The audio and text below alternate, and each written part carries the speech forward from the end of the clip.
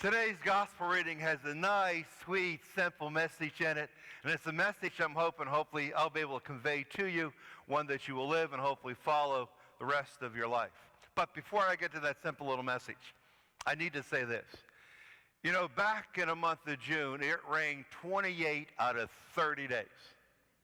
In the first 24 days of July, it rained 19 out of those 24 days. And God and Jesus had received a whole lot of complaining during all that rain. Now, waking up this morning when I looked out the window and it was sun shining and it was wall-to-wall blue sky, I thought to myself, this is beautiful. And it turns out to be that today is the 9th day in a row we have had the gift of waking up to sunshine. So as easy as it is to complain to God, I think we have to, when he deserves it, which is really all the time, our complaint probably is unwarranted. But I think he also deserves a compliment. So for 9 straight days of sunshine, we deserve to give Jesus a round of applause. He did a nice job. I think he did a great job. And I just want to offer Jesus a little challenge. If he makes the sunshine tomorrow, that'll be 10 days in a row. That'll be even better. You know, the gospel message itself, it has a really nice, simple, little sweet message to it. There's an infraction that occurs at the very beginning of today's gospel reading, and it's an infraction that a lot of people have occur in their life, and I would have to say unintentionally, but it's something we do wrong in our desire to follow Christ. It's a way, something that we do to walk away from Christ. Let's take a look at the very beginning of the gospel reading itself. Now, the gospel I read is the 6th chapter of John. The text I read this morning is verse 24 to 35. We're going to look at verse 24, however, right now. In verse 24 of the 6th chapter of John, it says, when the crowd saw that neither Jesus nor his disciples were there. In order to understand that section, we have to look at the word and the reference to the word crowd. What made up the crowd? Who is involved in a crowd? Well, the crowd is made up of a group of people who are watching and listening to Jesus because they wanted to become a follower of Jesus. They were watching, listening to Jesus. They were watching, listening to the disciples of Jesus. And despite the fact they were watching and listening, somehow Jesus walked right by them. Take a look at it. They're supposed to be watching, listening to Jesus and his disciples. Then all of a sudden the crowd noticed that neither Jesus nor his disciples were there. How did Jesus walk right past the crowd when they're supposed to be watching and listening to him? Because they committed the infraction, and one that we commit all too often. They lost their focus. They were supposed to be focused on Jesus, but they took their eye off of Jesus. You know, they say that when you're trying to teach someone how to play baseball or volleyball or soccer or any sport that has a ball connected with it, you always tell that person, always do what? Always keep your eye on the ball. Never take your eye off the ball. Let me just show you what happens. This is what happens when you keep your eye on the ball. Let's take a look. Out ground. They caught that ball holding onto it as a baby. Oh, so Gonzalez. Isn't that amazing? Look at that. And there's his little baby with his bottle. Oh, so Gonzalez. Now, when you are focused on the ball, you can catch it, no matter what you're doing with your other arm. And that's what they should have been doing with Jesus. They should have been focusing on Jesus, but they took their eye off of Jesus. This is what happens when you take your eye off the ball.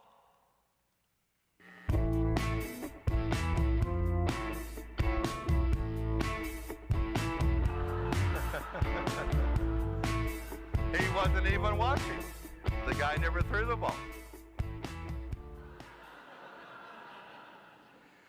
You know, that's actually a real play. That occurred at a professional baseball game. And every time I see that, I say to myself, I'm not sure why that's not employed more often, because I actually think that can work more than it's used. But what a great play. But the man wasn't looking for the ball. He just assumed that the baseman threw the ball and he still had it in his hand and tagged him out. That's what happens when you lose sight of Christ. Now, what I find amazing is this. The next part of the gospel reading is going to teach us a powerful lesson. Maybe there's been a time in your life when Christ has been lost in your life. Maybe right now, despite the fact that you're here at church, maybe you woke up this morning saying to yourself, I got to go to church because God's no longer part of my life.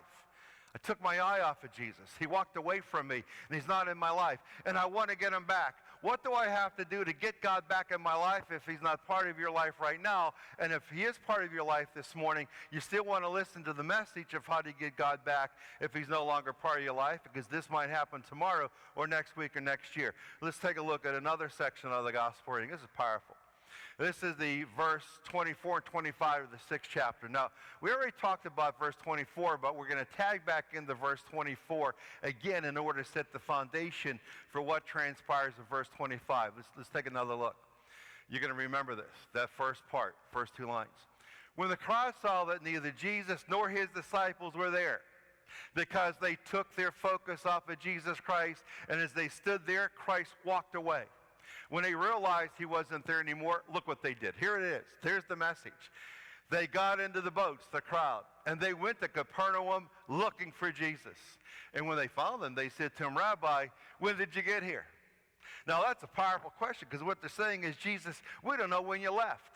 So if you could tell us when you got here, now we'll know how long you've been missing out of our lives. So tell us the answer to that question, and we know how long you've been missing from us. But the key point is this. They went looking for Jesus.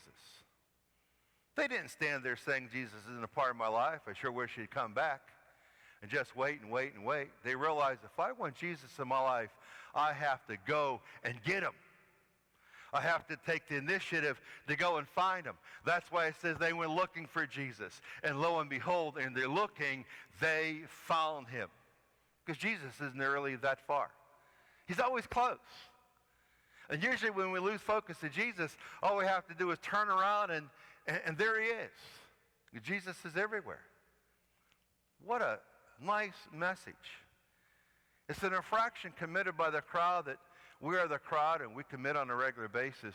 That's taking our eye off the ball, taking our eye off of Jesus, and losing sight and track of him. If that has been the case, or if that is the case for you this morning, and if it isn't or has been, it eventually will be, then what you always want to make sure is when Christ is no longer in my life, then I have to have the courage, the humility to go looking for him.